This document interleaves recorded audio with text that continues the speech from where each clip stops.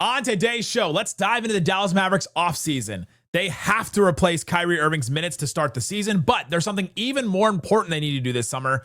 We'll talk about that and more on today's Locked On Mavs. I'm going to get a city of life back. Dogs, all of us, all five. You are Locked On Mavs. Great, Rusty. Your daily Dallas Mavericks podcast. No one's dying. Part of the Locked On Podcast Network. Still can't leave me alone.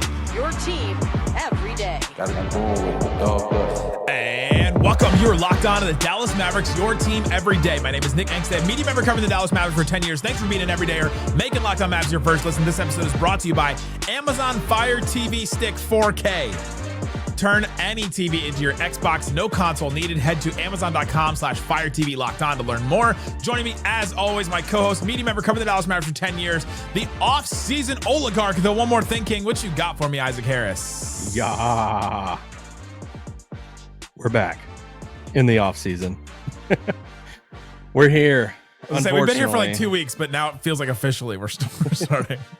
I will say, I said this the other day, but do you feel like a little bit more free watching the playoffs now, to where there's not as much of like a emotion? We're reaching for straws, obviously. Like, we're trying to find some silver lining in this. But it's like, you know what? I'm turning around watching the playoffs every night, and I know, obviously, I know who I'm rooting against, but it's still, it's like, there's not like a emotion attached to it right now. It's nice. And the series have been great. The physicality has been wild. It's so different how the regular season and the playoffs are just so completely different sports sometimes. Like watching Brunson and Tim Hardaway Jr. go back and forth. Oh my God. And Jamal Mosley on the sideline of the Magic. It's like everywhere you go, there's a former Mavs somewhere doing something. But yeah, it has been nice watching these.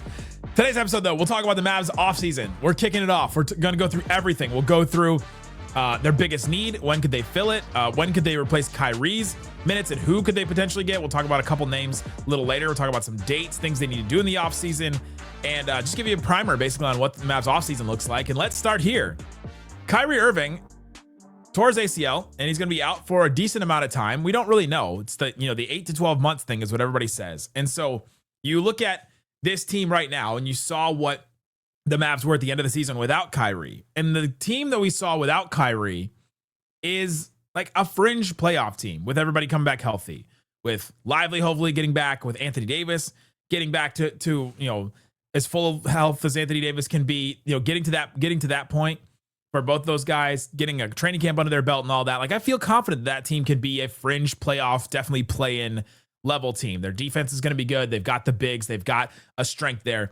This team cannot go farther than that, and would have a hard time winning some of these first-round series that I'm watching right now if they don't have Kyrie, and then probably add something along to it offensively, because you just need to score in some of these. Defense may win championships, but you got to get there first, and I think they need to add some offense. And so you talk about we'll talk about replacing Kyrie's minutes, but honestly, the first thing they need to do this summer, and the most important thing they need to do this summer, is Kyrie as a player option. Like, I don't want to just gloss over that this summer and just say, well, he's going to come back. Absolutely, he's going to come back. Nico knows, him and Kyrie go way back. He bet on him. Kyrie loves being in Dallas. You're welcome to Paige Beckers and, all that kind of stuff. I'm not going to gloss over that, because nothing is guaranteed anymore for this Dallas Mavericks team. He has a player option for $43.9 million, and the Mavs want to sign him to a 3-year deal to match his deal with AD's and Nico's. I don't know. Anything could happen. And so that's why I think their most important thing is to re-sign Kyrie in some way.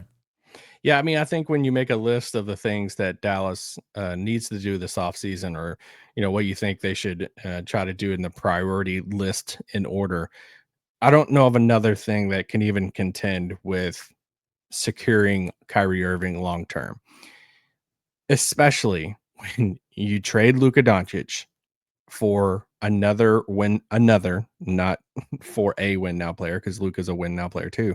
But when you trade for an Anthony Davis, and you've talked about this window, and you keep referring this window to this window of 2 to 3 years or all this stuff, and it's like you're going for a title now, then you can't do any of that if Kyrie walks for nothing. Like, so this is why, I mean, we've talked about the Kyrie leverage and all the stuff. The trade already doesn't make sense. It makes even less sense if possible, if Kyrie goes for nothing, and then you're just like, Brandon Williams, you ready? So it's like it's so this is where the leverage comes in. This is why I think he's going to come back too, not just because of relationships, but while he's recovering from an ACL, I think he's going to get a monster contract for those 3 years and whatever, all the bells and whistles attached to that too. If he wants the player option, he's probably going to get it. He's all the stuff with this contract. He's going to get, because Dallas just can't, especially now with all the backlash and everything. And your one medicine to all of it that you've been very vocal about is, once we win, it's going to, well, in order to win, you have to have Kyrie Irving back. So name your price, Kyrie. You're Honestly, about to get a lot of money. Honestly, that's what it's going to be. I think I even said before the Luka trade, he's got them over a barrel because they just didn't have many options to like bring somebody else in. And now after this trade, he definitely has them. He played so well. He was an all-star, would have been all NBA potentially if he had played the whole season out and the Mavs had finished a little bit better in the standings. But they just need it. And Nico mentioned in his post-season media presser, which I guess is what it was. It ended up being his like only public, local Dallas Luka presser. But he mentioned Kyrie Irving by name. One. Yeah, the only non-secret in market presser.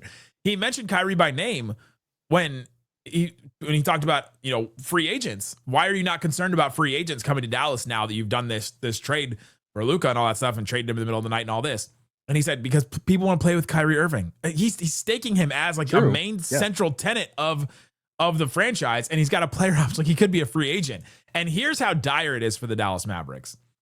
If Kyrie Irving just walks, just walks and leaves, Brandon Williams is now your starting point guard, or Max Christie or Najee Marshall. You do the bigs again. Like you are the team and then all of a sudden now you're like, all right, well, if Kyrie walks, that's the position you're in. They probably don't win a lot. And then you probably trade Anthony Davis for a rebuild package and just start selling off the pieces and rebuild. Because like, how do you pivot from there? I don't know if Nico's ever. Let's do that. Let's do that. How would you pivot if Kyrie does walk? There is no pivoting for Nico. If Kyrie walks, that might be the fastest thing to a change in the front office for Dumont, because Nico's not going to trade Anthony Davis. Like you did the unthinkable to get Anthony Davis, so you're not going to sit there like all the people are like, oh, Nico needs to trade, sell off an AD and start the rebuild now. What? Like Nico's not going to do that. If they lose Kyrie, he is not going to do that. They will have to. I think they'll have to fire him before they alter the course. If they lose Kyrie, I think he's going to try to pivot and try to do some type of finding another point guard out there that's not as good, but then change the narrative and some of that stuff. But yeah, number one thing is securing Kyrie. I feel very confident about it still.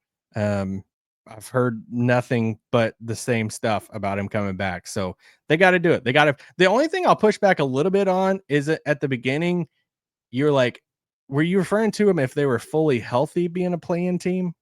Because if they're fully healthy and Kyrie's fully healthy, not I with don't Kyrie. think they're a play-in team. I think they're a playoff team. No, I was saying without Kyrie, that team we just saw, where Kyrie wasn't playing. Yeah, no, I'm with you on that. Because I mean, it's hard to say if he is fully healthy because he is an ACL and he is in his 30s and stuff. So I get that. But if they are healthy for the most part next year, and I get all the what ifs, I do think they're a really good team and a really good roster. I agree. Yeah, I agree that they do have. It is a good roster. A lot of it fits, and it would be cool to see it and all that. But man, we've only seen 2 quarters of it. Kyrie has his ACL. Some people say it's a 2-year injury where you come back the second year and you're back to who you are. Like that's the things that I'm concerned with. And even all that being said about Kyrie's injury, they have to re-sign Kyrie, and that is absolutely priority number 1. Nothing else comes before that. And we've already done this with the Kyrie offseason in 2023 when the Mavs missed the playoffs that time too. We're like, they have to re-sign Kyrie, and they did it then. And there's no reason for me to believe that they won't do it now, but I just want to emphasize how important it is to not just gloss past it. It doesn't matter about his age. Doesn't matter about the injury. People can debate that until they lose their voice. that is thrown out the window now. You've committed to this, so you have to give it to him. I know somebody's in the comments right now. It's like, dude, if you give that to him, he's gonna be like 34. It doesn't matter. Be 36 in the last year. I'm sorry, like it just doesn't matter. Like you have to give him the contract, and you figure it out later on. And the good part about it is it might make you feel uncomfortable at the price and the number, or the age and the number, or the injury and all this stuff. But the good thing about it is he's been a lot of fun to root for. And he's a heck of a player. He's been a heck of a leader through this. He is, when he is right and healthy, he's one of the most entertaining basketball players in the entire NBA. He's clutch. It's all the stuff right now. So like when his first game back in Dallas is going to be the biggest cheer for a Mavs, player since those two corners. No, I'll take that back. Since Luka was returned. Yeah. No, but Luka wasn't a Mavs player then.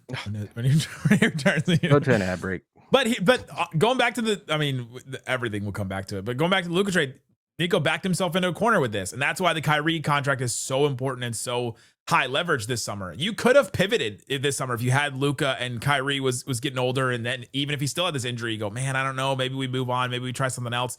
And maybe like a Giannis becomes available because now who knows what's going on with that deal. And you could pivot to something like that. I don't know. You could pivot to something like that. There's no pivoting now. There's no pivoting. It's this. It's Kyrie or bust. Honestly, like he's enjoying those Clipper game right now, though. That is what it is. Coming up, let's get into the offseason. Let's talk about the roster going in and the other things the Mavs need to do this summer. We'll tell you what they are coming up. Locked On Mavs. Today's episode of Locked On Mavs brought to you by Prize Picks. Prize Picks daily fantasy made easy. Basketball and hockey playoffs are here. Hopefully you're enjoying your non-Mavs basketball playoffs and you're watching the hockey playoffs, and hopefully you did not watch the last Stars game because I watched the whole thing and they got skunked 4-0, which was awful.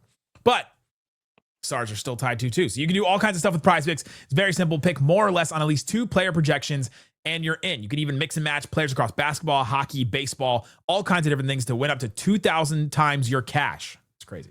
You can even play it in Texas. If you're listening in Texas, you can play this. You can play Prize Picks, play this game here as well. Do all kinds of different stuff. You can pick Jokic more than 25 points, Jaylen Brown more than 4 assists, and stuff like that. You can combine it all together. It's like it's an interesting game that you can play across sports and all that. Download the app today. Use the code LOCKEDONNBA to get $50 instantly after you play your first $5 lineup. That's code LOCKEDONNBA to get $50 instantly after you play your first $5 lineup. It's Prize Picks. Run your game. Shut it down! Let's go home!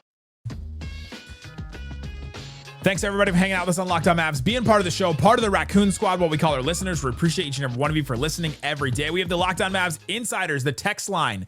Subscribe 214-643-8637 to help support the show. I did a mailbag this weekend answering all of your questions about a whole bunch of stuff, including how's Isaac's ego, since his question went viral recently.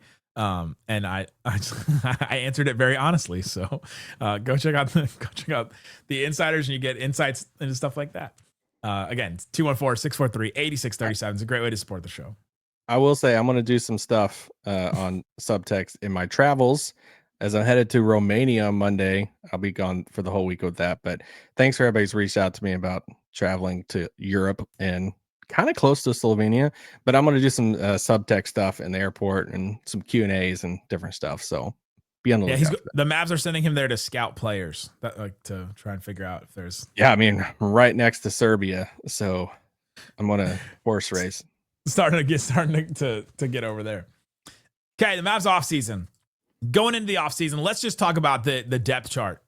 Oh wait, are you still listening to things that the Mavs need to do this summer? Because I have like 3 other things. Yeah, definitely. Yeah, we'll get into that. I just want to set the table for the things that they need to do with the roster. Your point guards right now are Kyrie on the player option and Brandon Williams. That's it, because Exum and Dinwiddie are both free agents. You've got Klay Thompson, Max Christie, and then Jaden Hardy all signed. And so that's pretty good at your 2 spot. That's pretty solid. You're pretty set there. Your wings, you got PJ, Caleb Martin, you got Najee, you got Omax in there, and then Anthony Davis at a 4. So like you're pretty set at wings there too, because then Klay, Christie can kind of move back and forth. You're set there. Then Lively, Gafford, and Dwight Powell also has a player option. We should mention how important that one is. pillar in the franchise, maybe the longest tenured employee in the building at this point. Yeah. But you're set there.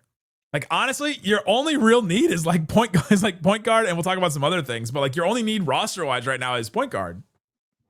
Yeah, I mean, there's going to be some type of roster shuffling around at some point that will create like another need. Like, I think if you had to, it's hard to predict, trades, obviously, but if you had to like pinpoint something on the Mavs roster and be like, all right, this player for another type of player, I think you could very well see a Daniel Gafford going out for another like guard. Yeah. So if that's the case, then it does create a little spot in the front court to where like, oh, it'd be nice to kind of need to add another big in there. Even though AD is going to play backup 5, you obviously have Lively, Dwight, if he comes player option, comes back up with the player option. But yeah, as it stands, it's all the backcourt. Love Brandon Williams. Love him. Think he's good. Great I'm story. glad he's on the team next year, but you just got to have more, especially with Kyrie being out until probably January. Yeah, Brandon Williams, if you're going into the season and he's your backup and you have Kyrie as the starter, I'd actually feel pretty good about that. I literally wrote down, though, we're about to see exactly how the Mavs feel about Brandon Williams, though. That's true. Based off what they do this summer. Is there a world in which they bring in a vet and it's like, hey, we're rolling with Chris Paul and Brandon Williams? And it's like, all right, if they do that, then they're pretty confident in Brandon Williams having a decent sized role.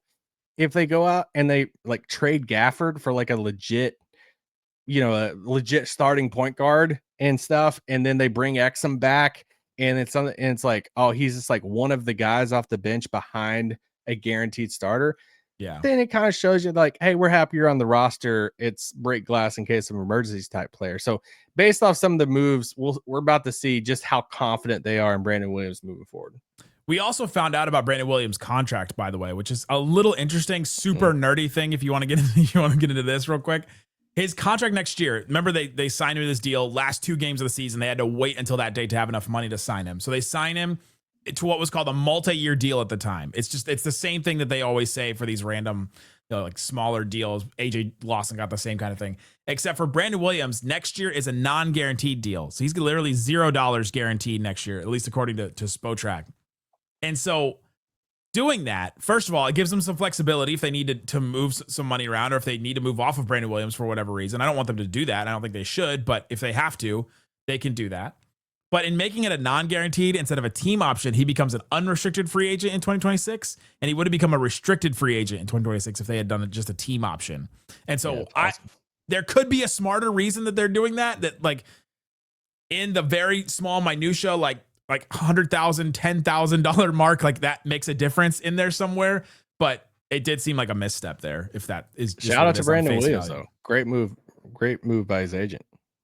Yeah, right. Yeah, that's true. Maybe he had some leverage there. We mentioned just adding guard. I think they needed to add guards anyway with Kyrie and Brandon Williams. You need to add scoring in some other way, and they need to obviously add another playmaker.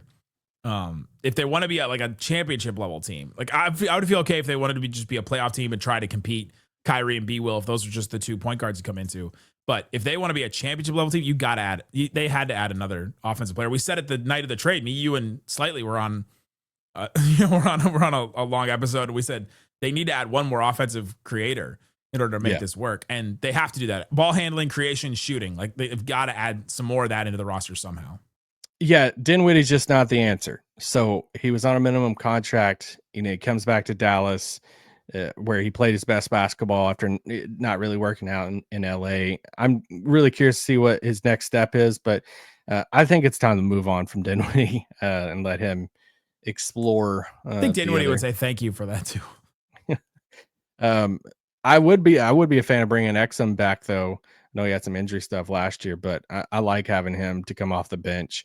But yeah, it's obviously the backcourt, and you start looking across the roster, and it's like you think about the offense stuff. This is why Brandon Williams kind of stood out as much as he did, because they needed another guy who can go get a bucket. Like, love Najee, love Max Christie, love Klay Thompson, love these guys. But they're not really like Najee can create and stuff. And I mean, I love having his skill set on the team, but it's still not the type of like guard that you kind of need to create, get into the paint, hit the open guy, swinging around. So you just need one of those guys this offseason. It's probably going to come via trade because just where you're at with the apron stuff, and you're going to have to shed a little bit of money anyway. It's going to be really difficult for unless you try to convince another minimum guy like you did with Exum and Dinwiddie, and you kind of hit on those guys because they kind of had to play up a role than what they kind of signed up for. So if you could hit on a couple of those other minimum guys like that, then that'd be great. It's just, I don't know. Are you really about to sign up for the first 2.5 months of the season with Dinwiddie and B-Will? I don't know about that. We just saw that. I know. That's why the last 4 games of the season, basically, we saw that. The thing about creation, like we keep saying this word creation, it's having a pick and roll guard. A guard that can run a pick and roll, right? Mm-hmm. Christie is not doing that to the level the Mavs needed. Najee was not doing it to the level the Mavs needed. They can create in their own way and create their own shot, but you have Lively, Gafford, Anthony Davis. You have to have a pick and roll ball handler. They just did not have that guy on the roster at the end of the season. At this point in his career. And honestly, Kyrie is good at it, but that's not his number one thing either. You needed somebody that could do it at a really high level, like an elite level, and break defenses doing it. Stop. It's just this is where, I know I said it before, but this is where the appeal of a Chris Paul a little bit is way past his prime. And I get he's older and all this stuff, but to where you look at it like a Chris Paul and say, dude, you want to come in and be this like stopgap. It's not like a Kyrie replacement, because Kyrie's obviously, if he resigns, he's coming back and all this stuff. Yeah. It's more of this like stopgap role of like, can you lead our offense, run pick and rolls, do this stuff for the first couple months of the season. You know who they need? Oh no, JJ Barea. This is not ironic, and this is not sarcasm in any way. Even though I'm laughing while I say it, they need a Jason Kidd type. Is what they need. They need a defender that can shoot. Remember the end of Jason Kidd's career, like great in the pick and roll, defender can shoot. Like they need a Jason Kidd type. Can he suit up? I'll take JJ Barea. What's he doing? What's he doing out there? Coming up. Let's get into some more things they need to do and how they could do it. How could they replace Kyrie? We'll start to talk about some of the mechanisms they could use to do that coming up. Today's episode of Locked On Mavs brought to you by FanDuel. FanDuel Sportsbook has all kinds of props and odds, things that you can use to get in on the action. Right now on FanDuel, we've got the NBA playoffs, Lakers, Timberwolves. Timberwolves minus 500 to win the series now after winning that game 4, which was wild. On that one. Isaac's just a big LeBron hater, by the way, if you're new to the show. Rockets, Warriors. I don't want people to think we're rooting against Luka. Rockets, Warriors. Warriors minus 360 after winning that game without Jimmy Butler. That was insane. Clippers minus 164 to win the series against the Nuggets after that wild Aaron Gordon buzzer beater. So go check out all those other things. And right now, if you put down $5, if it's your first $5 bet and you win, you get $250 in bonus bets. Check that out. It's FanDuel.com. They have all kinds of other stuff. Not just the NBA, obviously have NFL odds and all that. The Stars game coming up, I think that's tonight, right? On Monday. Stars are a 1.5 goal. I don't know anything about hockey odds. I'm not going to lie. Underdog. The Stars, I do know they're the underdog in that game. So go check it out. FanDuel.com. Put down $5. Get $250 in bonus bets today at FanDuel.com. Shut it down! Oh, let's go home! All right, Isaac. You can't just say. I just love that you're venturing into hockey. That's great. I was watching the Stars. I was like, I went to a couple Stars games this year, and like they're fun, man. The atmosphere is just so different, and the playoff atmosphere is wild. No, I love going to the Stars game. I'm all in. It's like really cold soccer. Okay.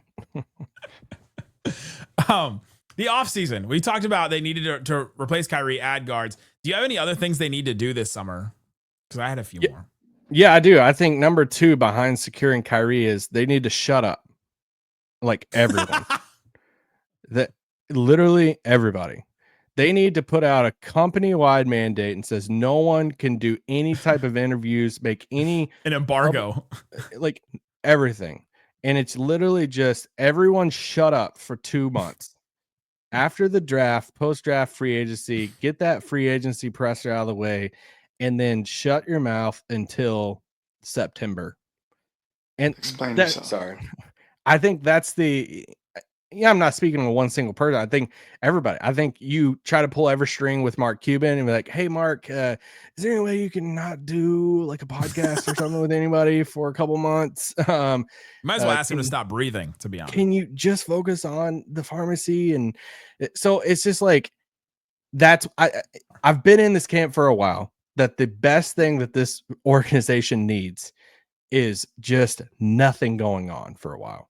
No games, no, just time. I think they need time to where they're not in the news. We're not being reminded of it. We're focused on all these other different things and just let it just sit in silence for a while, for a couple months.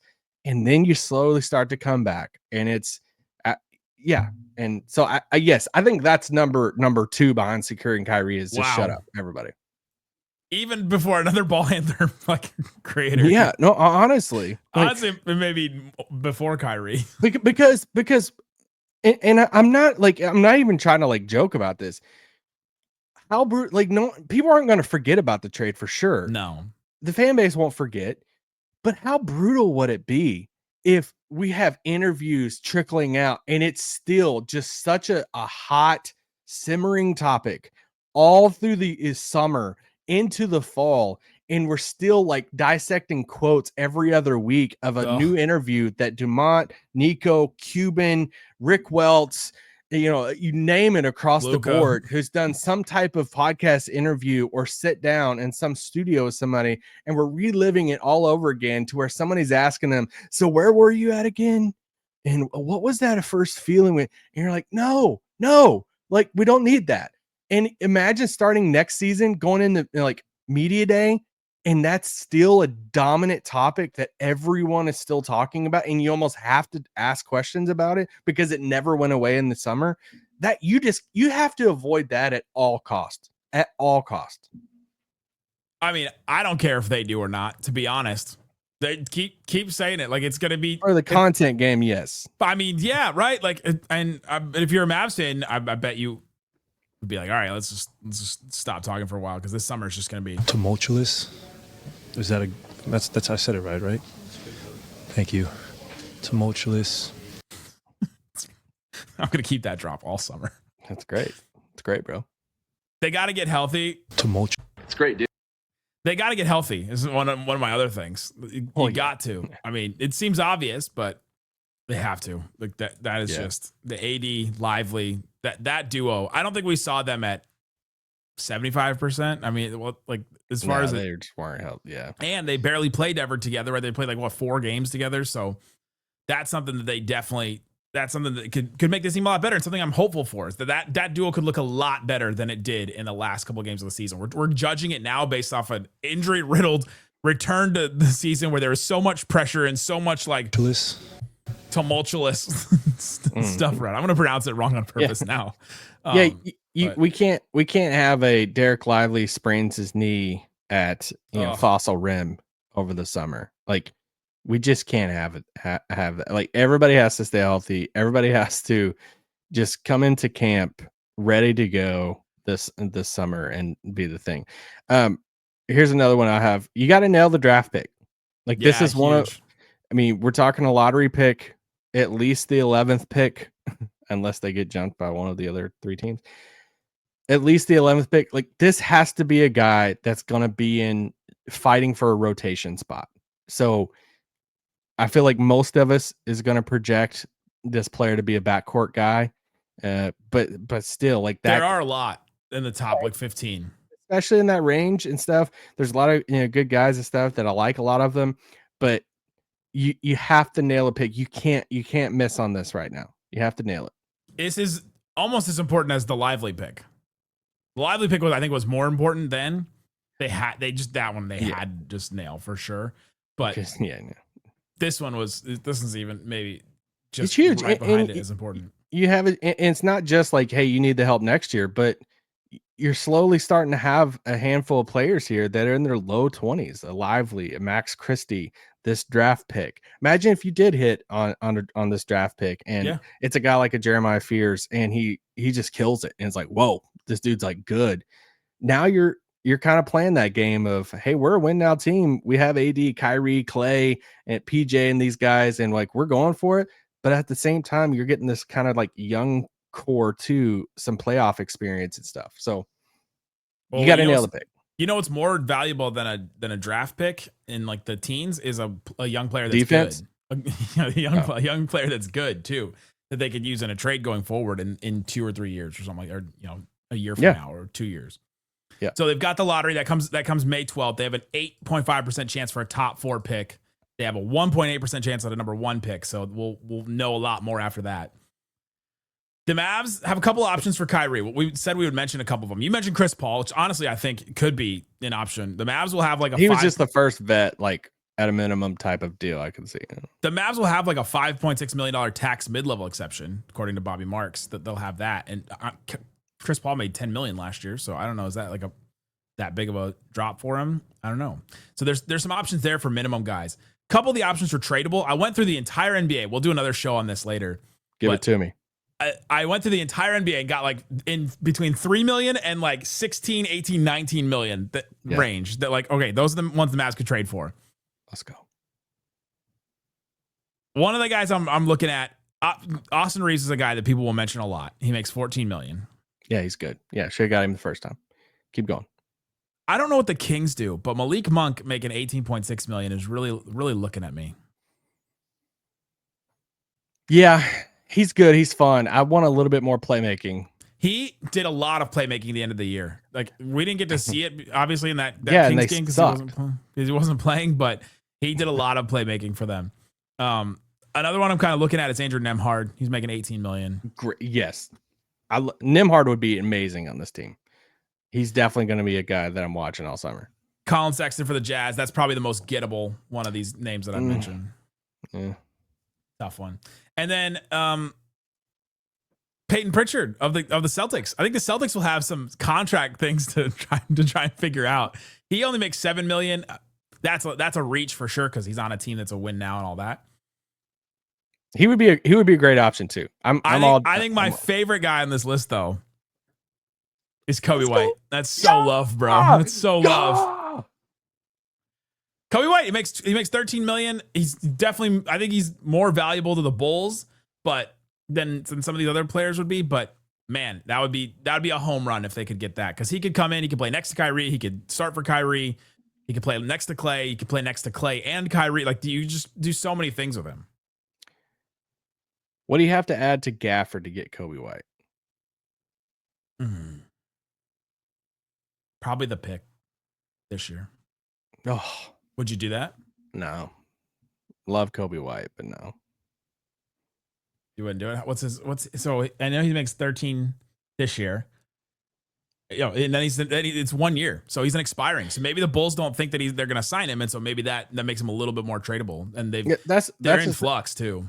Yeah, that's the thing with Chicago is, I've seen a lot of people. It's like, why would they trade Kobe White and all this stuff? Well, they did trade for Josh Giddey.